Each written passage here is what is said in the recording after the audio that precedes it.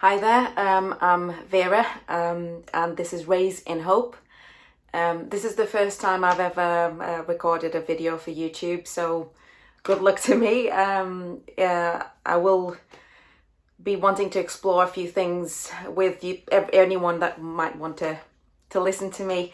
So I hope you enjoy the journey with me. The reason why I'm doing these videos, they're mostly for my own personal growth, but again, I'm sharing with other people in hope that it will help them too. This has been a very difficult year. We're 2020, end of 2020, and it's been a difficult year for everyone. In particular for me, it's been especially difficult because my dad passed away this year. And the reason why I called Raised in Hope, called this video, and hopefully a series of videos that I will do, Raise in Hope, is because there were times where it felt to me like hope had completely disappeared from my life after my dad passed away. So recently I rediscovered a text that I been acquainted with in 2015, which has started helping me see the light, and it's helped me grow in hope. So I also hope that could help you. I think I want to start with disclaimer before I talk about exactly what I mean by the text and what I've been acquainted with, by saying that this is not meant to be a religious cast or any, it's not supposed to be a religious message. It does have a sacred text as a base, but it's not supposed to be religious. If people who are listening to this, if they decide to use it towards their religious beliefs, that's fine as well. I don't subscribe to any particular faith. I've learned to respect all faiths, and I think it's beautiful, all the love messages that you can find in any faith, any sacred text.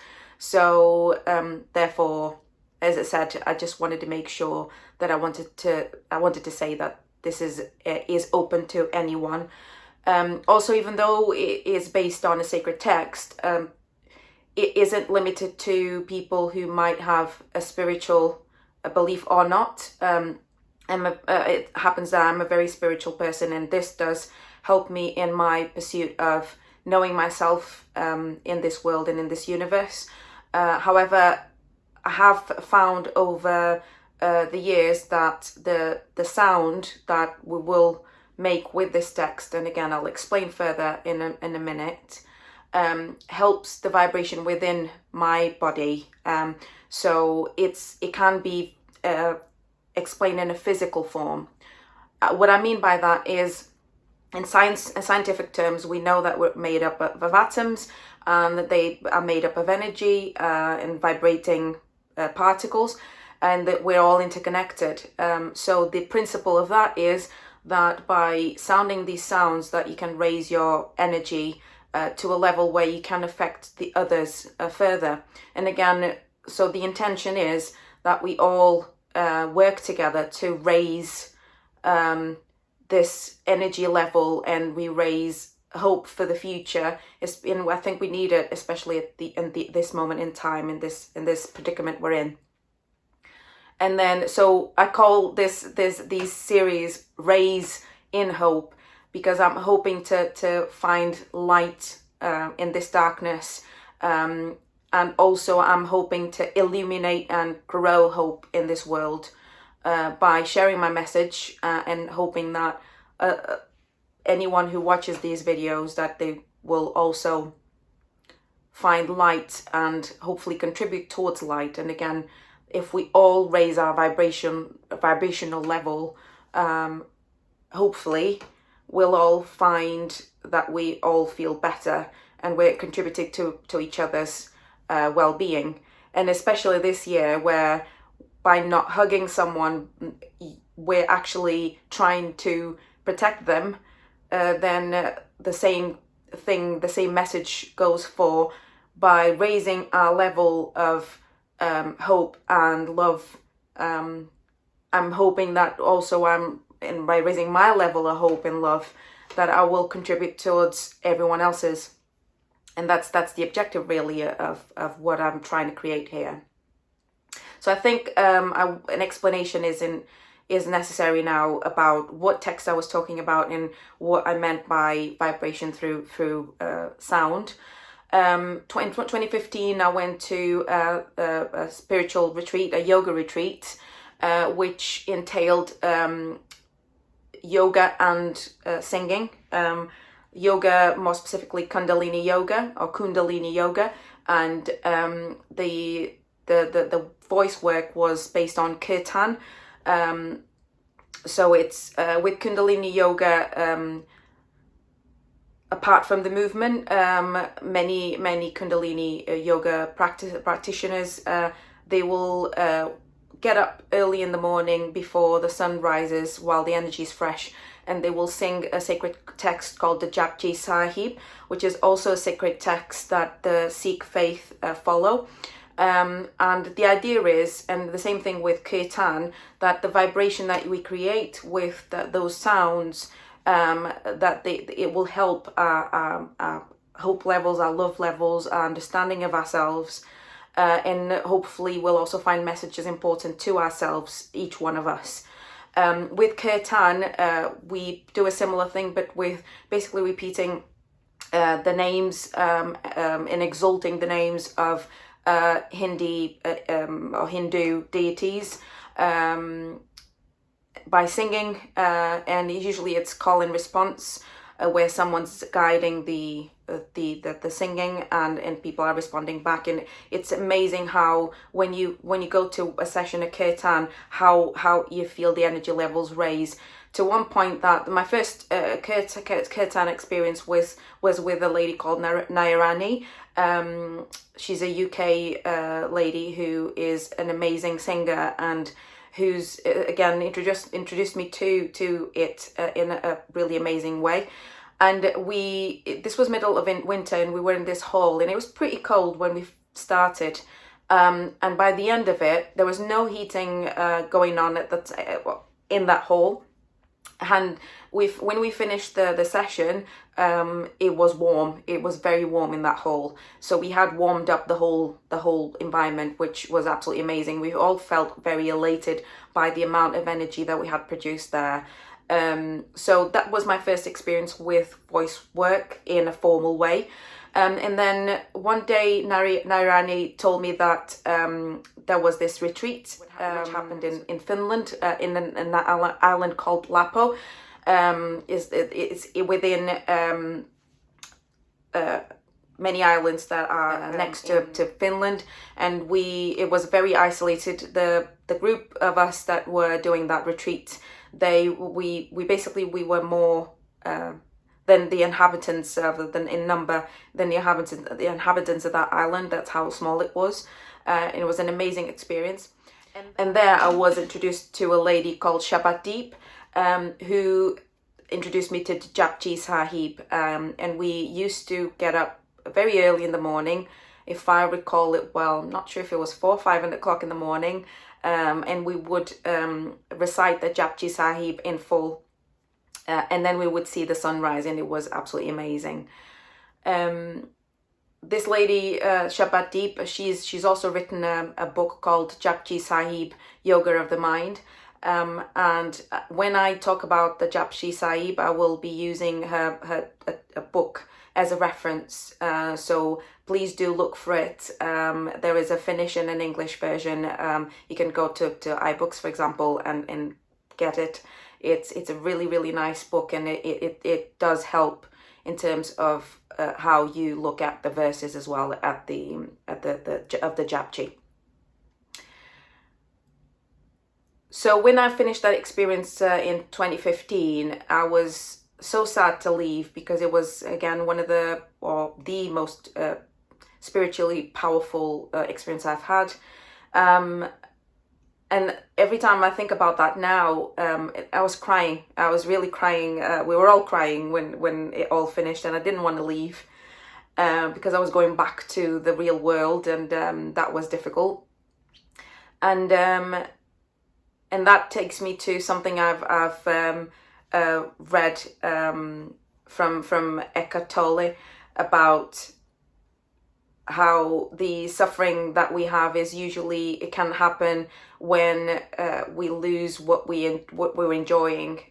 So it doesn't only happen when we're in pain or when something bad happens. Is when we lose something that is amazing to us, which is made me think a lot about my current experience with the loss of my dad. So I think what I'm trying to do here is to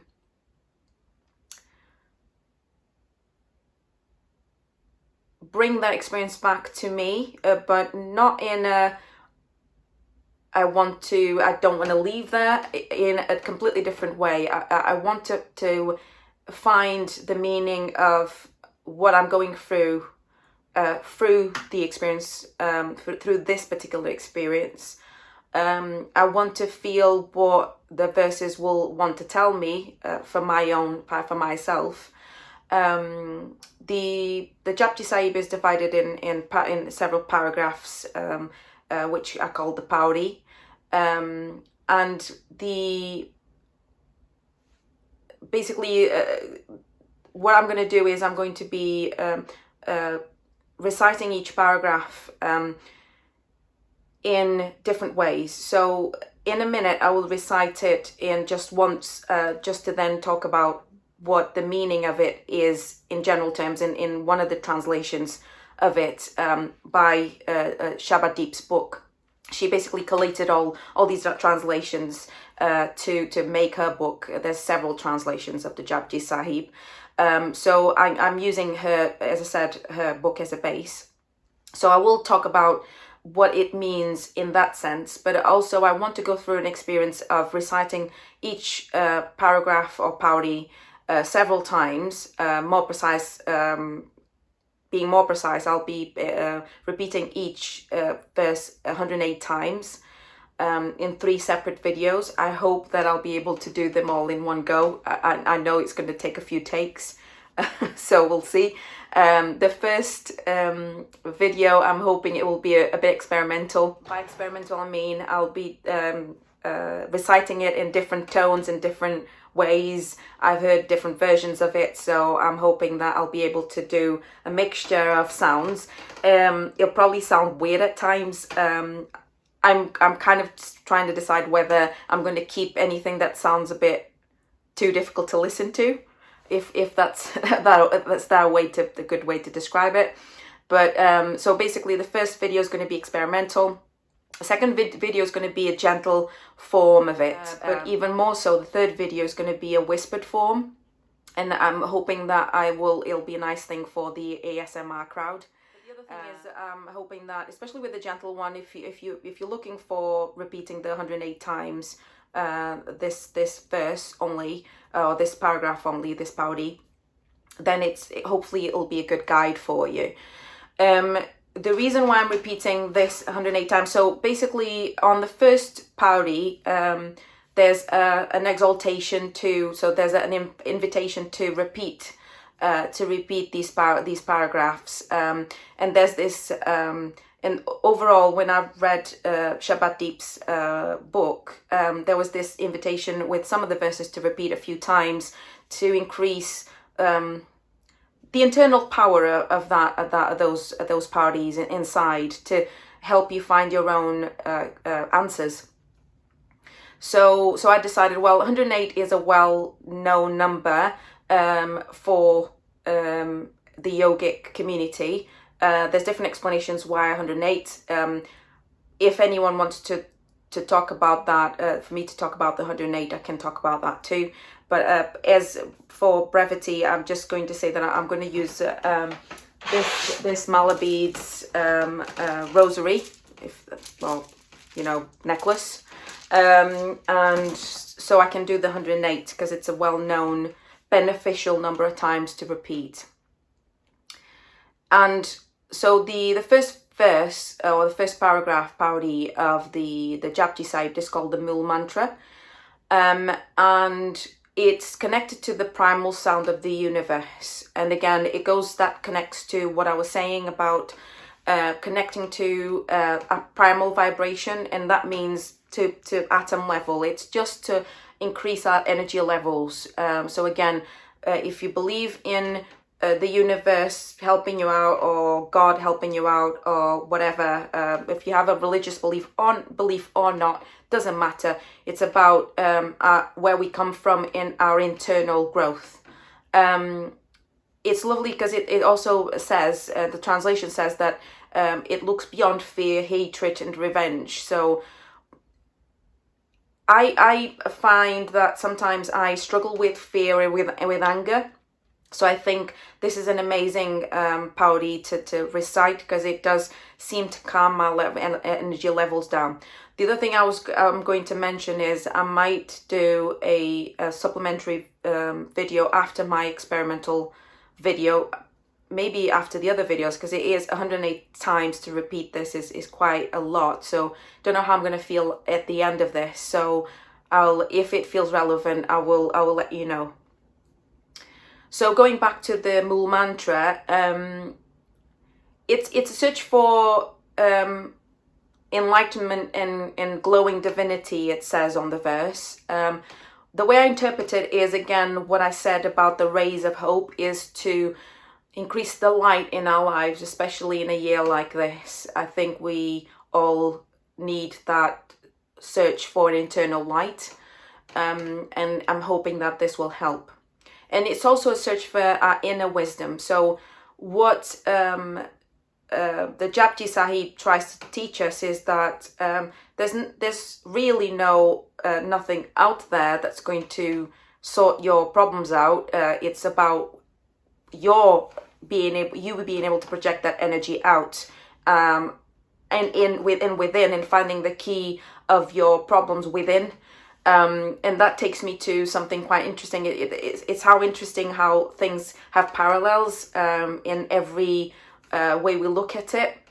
I've recently finished a master's in psychotherapy, and one of the things that we try to do, especially with person-centered therapy, is to help our clients look for the key to their problems within. So again, I think this all connects to also our mental well-being, which again is very needed in especially in a year like we've had this year. And then at the end, the Mool Mantra invites us to repeat, chant, and meditate. So again, nothing better like repeating something 108 times to get you into a meditative state. There's nothing else to do. You're just repeating the same paragraph over and over again. So I'm hoping that's where I'll be at the end, in peace in my mind. We'll see. So before I continue, I feel like I should recite the Mool Mantra for the first time, just as a gentle recitation. I'm using the intonation of Shabad Deep, and again, that's what I'll use for the gentle and the whisper versions of this 108 repetition. And then I'll just quickly talk about where it comes, a few more things that that come to mind in terms of what I read in Shabad Deep's book, and what comes to mind to me after I recite it. So here it goes.